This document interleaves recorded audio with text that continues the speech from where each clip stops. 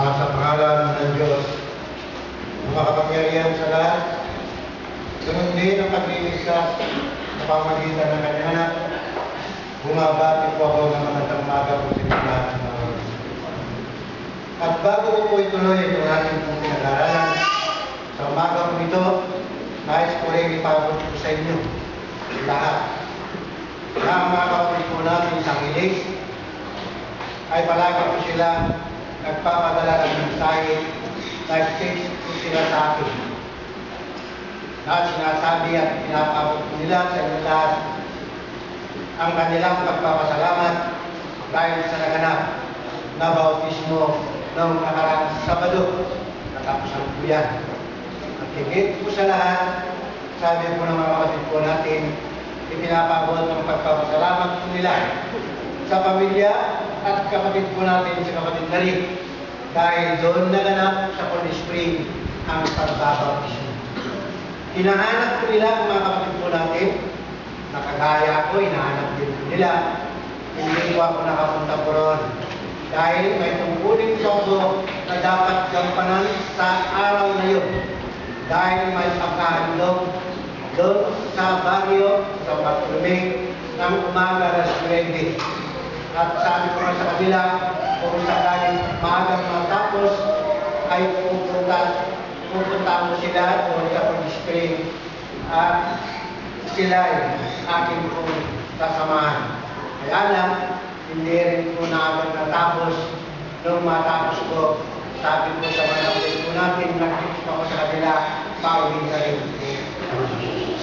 At sila po'y lagi na nasisiyahan, naliligayahan, nagpapasalamat sa Diyos unang-una dahil ngayon lang nila ginanap ang pagbabautismo na naganap sa Holy Spring sa pag-aari ng kapatid po natin. At alam po ninyo nung kami pinag-aaral, sabi po ng kapatid po natin sa kapatid sabi po niya may mga naka-schedule doon kaya lang sila dahil napakahalaga ang bautismo na gaganapin doon sa Holy Spring.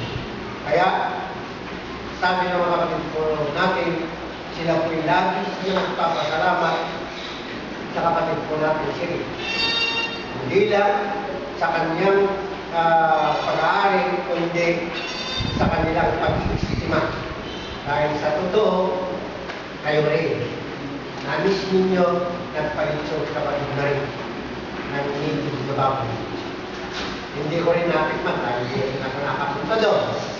Kayo rin, hindi rin natikman dahil hindi rin kayo napunta doon. Kaya nga, palagi namin sinasabi ko sa inyo. Bago maganap ang mga bautismo na yan, sinasabi po namin sa inyo na may magaganap. Kaya mga kapatid po natin, sa Angeles, nagulat pa yun. 5 sasakyan ang sinakyan nila. Hindi mahalaga ang trabaho, hindi mahalaga ang gastusin. Ang mahalaga ay naganap po nila ang kanilang tungkulin dahil sabi ng banal na kasulatan, libo-libong anghel ang magdiriwang magaganap pag ang isang kaluluwa ay nagsisi at mabautismo. Kaya ang kaganapan na yun ay dumating doon sa naganap na bautismo ng nakaraang Sabado. Kaya, sabi ng mga kapatid natin, kung sakali at mayroon na namang babautismo doon, papayag pa kaya sa kapatid ko. Yun ang sabi ko nila. Eh, sabi ko naman, talagang si kapatid ko inihanda. Talagang papayag. Alam ko yan. Dahil alam ko yan ang kalagahan ng bautismo. Yan mga kapatid, ang sinasasabi ng mga kapatid po natin.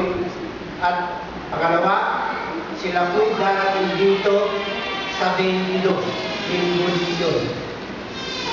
At maaaring sila po ay magsasamba dito po sa sentro. At siguro, marami na naman sila. Dahil pagkatapos po ng samba, pupunta po sila sa Kadagdag Bayan at sila po'y gaganap doon. Kaya pala, sabi po nila, nag-medical mission po sila. Pero ang tiyak ko, sasamba po sila dito sa linggo ng 22.